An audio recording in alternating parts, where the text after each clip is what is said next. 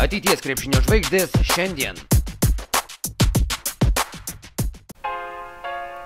Šeštadienį Šarūno Marčiulionio krepšinio akademijos sporto salėje paaiškėjo geriausios moksleivių krepšinio lygos perlas U13 berniukų krepšinio čempionato komandos.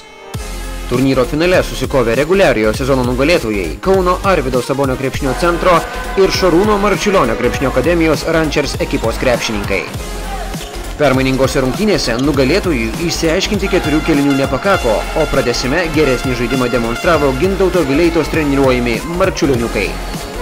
Po finalo savo komandos sėkme džiaugiasi vyriausias komandos treneris Gintautas Vileita bei finale net 32 taškus pelnęs vilniečių lyderis Emilis Butkus.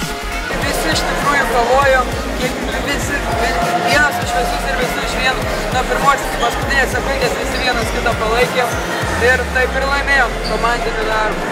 Sakė žaisti savo žaidimą ir viskas bus gerai, parodė kelis derinukus.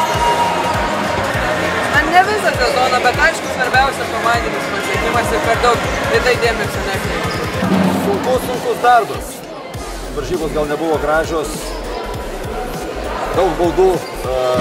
Pas mus buvo po 4 reikia, jie įsivaldavo ir faktorius, kad mes turėjome daugiau pagrindinių žaidėjų aikštelėje pabaigoje varžybų ir pratęsime.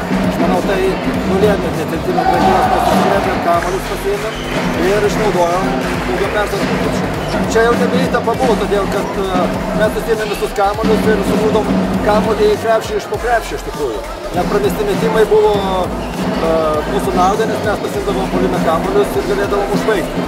Sakau, pabaigoje mūsų žaidėjų ūgiai, jėga buvo rimtesnis. Puikiai, negaliu net nieko geriau sugalvoti. Scenarijus yra fantastinis.